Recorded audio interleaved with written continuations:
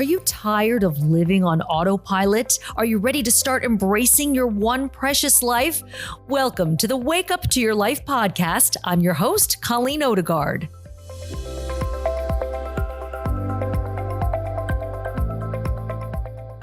Welcome to episode 2 of the Wake Up to Your Life podcast. I'm Colleen Odegaard. Thanks for being here. I'm back for another round, y'all. And I'm not going to lie, after the first podcast came out, I kind of thought, I don't know about this. I might be changing my mind. This is hard work. I don't want to be woke. I wanted to hit the figurative snooze button. I do sometimes. Do you know what I'm talking about? It's tempting, isn't it? Because it feels safer. Because it's hard to push ourselves to do things that feel uncomfortable. But when we don't do that, that's how we get to be living on autopilot. And that's what I don't want any of us to do anymore. And that's the whole reason for this podcast. Also, I'm almost 50 years old. I'm going to be 50 in August. This is when you act shocked. You think, you seem so youthful. But at my age, I don't have time to hit the snooze button anymore. And not that I'm old. I'm not saying that I'm old. I don't feel like I'm old. But I do realize that at my age, I'm more than halfway done with my life at this point. And that is not meant to be a morbid thought, but it's a thought to sort of shake me up a little bit and have some urgency to do things that I think are important, things that are in my heart, and really to get to the business of living. And that's what I want for all of us, no matter your age, if you're in your 20s or you're a senior citizen, to really get to the business of living. No, you're never too young and you're never too old. And by the way, speaking of age and young people, when people who are younger than me, this is a side note here, when people who are younger than me say that they're so old, I secretly hope that they step in gum or something. There's always some 30-year-old in the mix who's like, oh my gosh, I'm so old. I'm going to be 30. Meanwhile, I'm standing there with my $2.0 dollar store reading glasses perched on top of my head. And I think, if you think you're old, you must think I'm Mamaw. Like, Mamaw's here, everyone. Hello there. Mamaw's here. So I love you, 30-year-olds. Nothing against you. I love you. But go complain about being old to people who are younger than you, not to your elders. Your elders like me.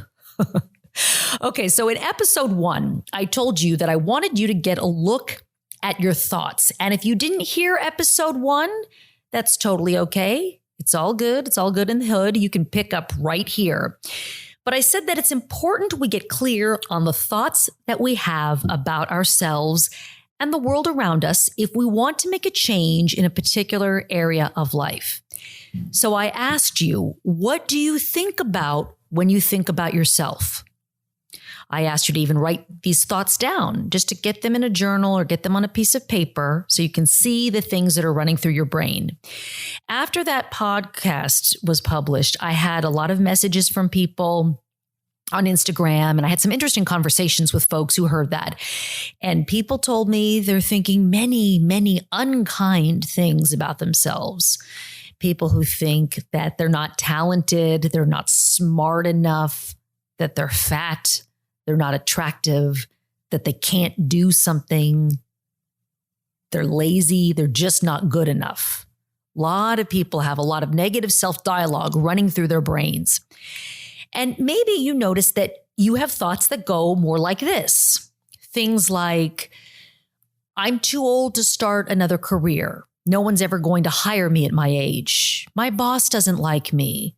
My husband's not into me. My wife doesn't want to have sex with me. I'm not strong enough to do that. I'll never get married. I just can't stop yelling at my kids. Oh, I can't stop eating. I just can't control myself around food. I'm just such a pig. You know, that teacher has it out for my kid. He's never liked him. Oh my gosh, she's mad at me. I know she's mad at me. She's totally mad at me. She didn't call me back. Okay, you get the picture, right? Thoughts like that. Thoughts that are running through your brain that I would argue don't serve you. Thoughts that don't serve you. Now, this is breaking news. Breaking news here. This just in. And for those of you who don't know me, I used to be a TV news anchor. I still work in television, but I was a TV news anchor for a long time. And this is what we say. This just in, breaking news. Here's the breaking news. Not every thought you have is true. Not every thought that runs through your brain is true. Just because you think something doesn't make it true. We tend to think that's the case, though. We think that our observations are truth. And another thing I want you to remember, stick with me here, we are not our thoughts. Meditation teaches us that we are the observer of our thoughts. And this might sound like a subtle difference. I hope this makes sense. But what I'm saying is, who are you really? The real you is the one who's recognizing that you're thinking.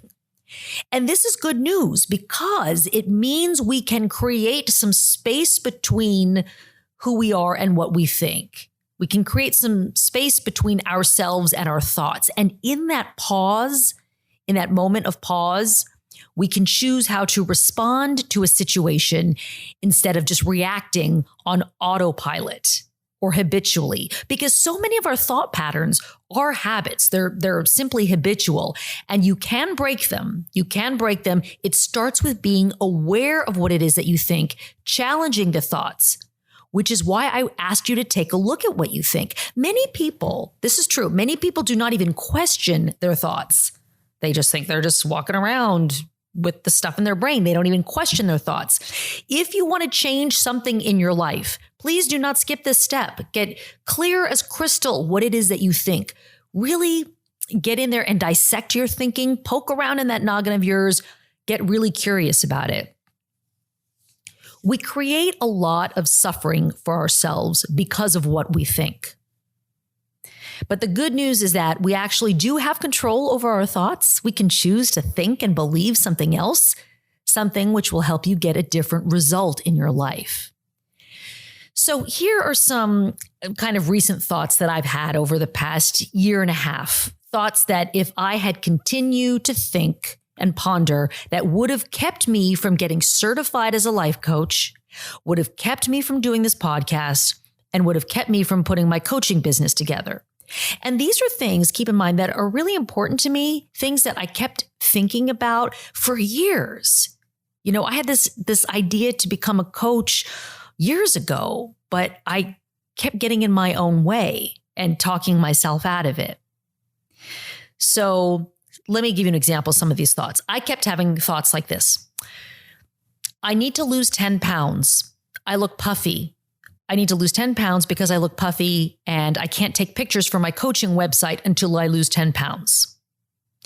I have to get my life in order before I can be considered a life coach. Who's going to take me seriously if I'm not, super fit and making tons of money, and if my house isn't decorated beautifully and everything's just perfect, right?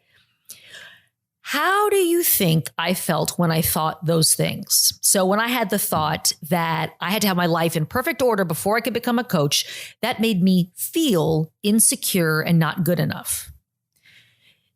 Does a person who's insecure start investigating life coaching programs and looking at different schools and setting up a website? No. When I had the thought, oh, I look puffy, I need to lose 10 pounds before I can take pictures. How do you think that thought made me feel? Having the thought that I look puffy made me feel defeated and unattractive and made me feel bad about myself. If I'm feeling defeated and unattractive, what do you think that I did next? Like, what's the behavior? Do you think I press forward and take pictures anyway and launch my website? No. I hid and retreated from my life and would eat something to feel better temporarily or numb the pain, which then reinforces the thought, I need to lose 10 pounds. I'm puffy. So follow me here. Stick with me. In psychology, there is the cognitive triangle, which shows that our thoughts and feelings and behaviors are all connected. You've probably heard of this model before. Our thoughts, feelings, and behaviors are all connected. So your thoughts create your feelings create your behavior, and your behavior reinforces your thought. Another way to look at this, I have worked with a coach. I'm a coach who needs a coach, and I'm still working with her as of this recording right now. Her name is Davina Fear. She's very good. And Davina studied under Brooke Castillo at the Life Coach School. And the work Davina did with me is something that her instructor calls the model. Thoughts, feelings, actions, results. That your thoughts create your feelings, which drive your actions, which create your results. So that's another way to look at this. So let's say you told yourself you were going to go to the gym and exercise 3 times in 1 week, and it didn't happen. Let's say that is the thing that happened. That's the circumstance. That's the event. Next is your thought about that, right? You were going to go 3 times that week and it didn't happen. What is your thought about that? Are you thinking, oh, I'm such a loser. I'm so lazy. I hate exercise. I'm just so lazy. If you have that thought, how do you feel? You probably feel uninspired. You probably feel frustrated, upset with yourself. What do you think is the action you take if you are feeling uninspired and frustrated and upset with yourself? In this case, it's inaction, right? You don't go to the gym, then maybe you try some coping behavior, whatever you habitually do to stop feeling bad, whether it's, drink or watch TV or eat something or shop or gossip, whatever. So then what's the result? You don't make it to the gym. Conversely, if you were to take that same event or circumstance, I didn't make it to the gym 3 times this week, and instead your thought about it was more matter of fact. Instead of having judgment about it, like I'm a loser, I'm lazy, if the thought that you have about it is more matter of fact, like, oh, I didn't make it. I didn't make it to the gym. And then get curious about why. What got in the way of that? Right? Maybe you were just really had a busy work week. Maybe your kid got sick. Maybe a pandemic hit. I don't know, whatever. But don't beat yourself up for it. We have to meet our thoughts with compassion and curiosity. It's another reason I'm a proponent of meditation. It really teaches you to do that, to create space for your thoughts and feelings and examine them and be curious about them and hold space for them non-judgmentally. It's not as woo-woo as I'm making it sound. It really isn't. It really isn't. So if you have the thought, I'm a lazy person, how does that make you feel? It makes you feel uninspired. What do you do if you're uninspired? You probably just sit around and watch TV, or you won't start writing your book. You won't go to your exercise class, right? And then that behavior reinforces the thought, I'm a lazy person. So another example in my own life, I had the thought that I can't be a life coach. That's not a real thing. That's not a real job. It's not a real thing, and people won't get it. Even though I was intrigued by the world of coaching, I just kept having this thought that I couldn't do it. That I couldn't do it. People would make fun of me. They wouldn't get it. When I had that thought, it made me feel kind of hopeless, really. And when I was feeling hopeless, what's the action I took? I didn't do anything. Instead of researching schools or talking with other coaches to find out more about what they do and why they like it, what does a typical day look like, I didn't do anything. I was even hesitant about saying that I'm a coach, thinking that people, this is the thought I had, thinking that people would examine my life and hold it up to a microscope and think, well, what makes her a coach? I mean, she could stand to lose a few pounds, or, she lives in a modest home, or it's not decorated fancy, or, I just thinking that I didn't have my life together enough. And that thinking kept me paralyzed. But when I challenged the thought and asked, is this thought that life coaching isn't a real thing, is this serving me? What would be a more helpful thought? What would I do differently if I didn't believe this thought?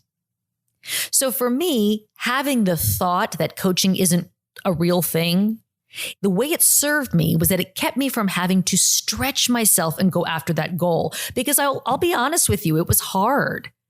I work full time at the TV station. I was taking these classes. I had clients. It was a lot to juggle, plus a family. And it was difficult to do it, but having the thought, oh, it's not even a thing, it kept me from having to stretch myself and go after it. Does that make sense? It was also sort of like opening Pandora's box, because I had to really look at, why am I so insecure after all these years? I've been doing all this work for so long, yet I still have these insecurities. Another thing I hear people say a lot, and I think this is just a thought too, but they say, I don't have enough time. I work with someone who says that a lot. I don't have enough time. There's just not enough time. People will say, I don't have enough time to write my book or start this project or take a class. I've got too much going on. There's not enough time. But let's look at that thought. Is that even true? And I know that it feels true on the surface, but really, on episode 1 of the Wake Up to Your Life podcast, I asked you to look at how you really spend your time. How much time do you really spend on social media? How many series did you binge watch on Netflix? And the purpose of asking those questions, it isn't to shame you, my friends. Oh, you sweethearts. No, it's not to shame you at all. It is just to poke holes in the thought. If you are one of those people who has that thought, there's not enough time for me to go after these things that I want to do. When it comes to losing weight, people have the thought, it's impossible. I have so much to lose. I just can't do it. If you have that thought, do you think you'll be encouraged to go eat a salad? If you think it's impossible? No. If you believe that losing weight is impossible, you've already made the decision not to make a healthy choice. Conversely, if you believe something like, the foods I eat have an impact on my health, if that's the leading belief, you will feel more empowered and you'll take a different action. Behavior change begins with the mind. Behavior change begins with the mind. So the next time you're caught in a thought that's making you feel really crummy, ask yourself, how is this thought serving me? What do I get from thinking this thought? What would I do differently if I didn't believe this?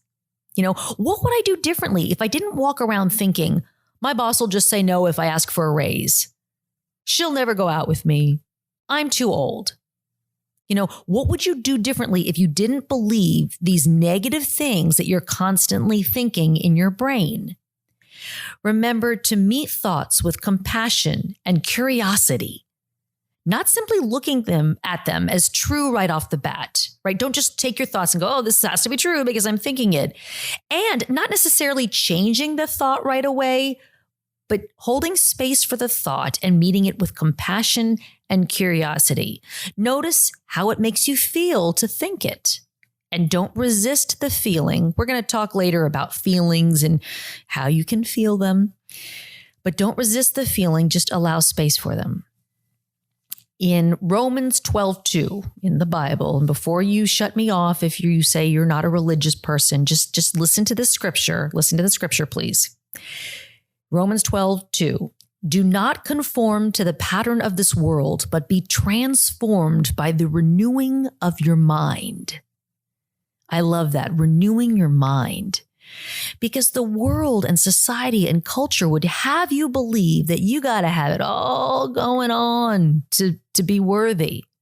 You have to have all these social media followers. You have to do big splashy things. You've got to look smoking hot and be really successful. And you've got to have it all going on to be worthy. And the world is counting on you not feeling good about you so that it can sell you a whole bunch of stuff to make you feel better. But you can feel better right now by renewing your mind. So know what you think. Know what you think. Challenge the thoughts that don't serve you. Look at what is true versus what is false.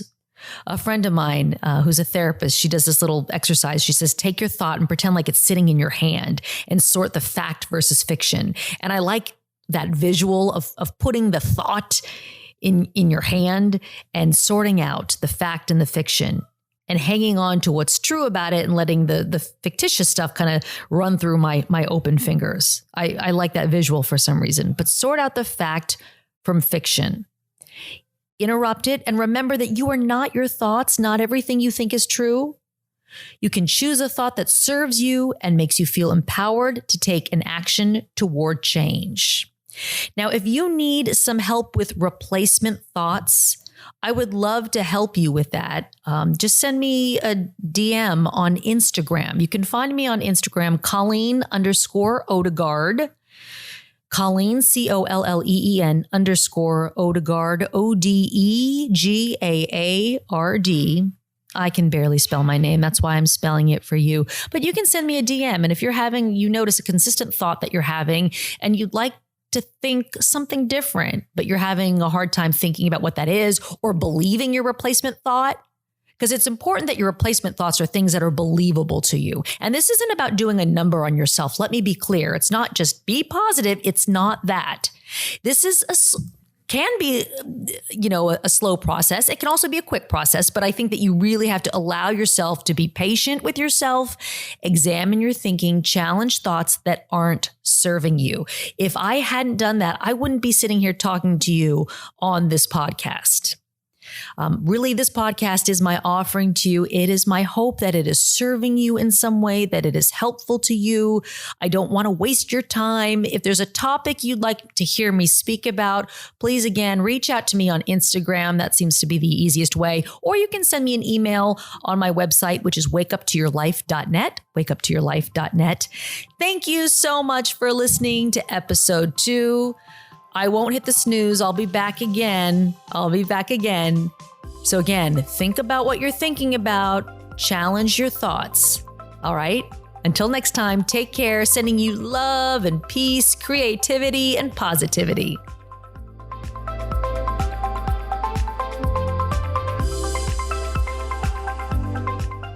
Thanks for listening to the Wake Up to Your Life podcast. If you enjoyed this episode, take a moment to subscribe for free on your favorite podcast platform. And while you're there, would you do me a favor and give this show a rating and leave a review? Doing so helps other people to find this show. You can follow me on social media. I'm on Instagram at Colleen_Odegaard. That's at Colleen_ODEGAARD. And if you're interested in learning more about my coaching programs, check out my website, wakeuptoyourlife.net.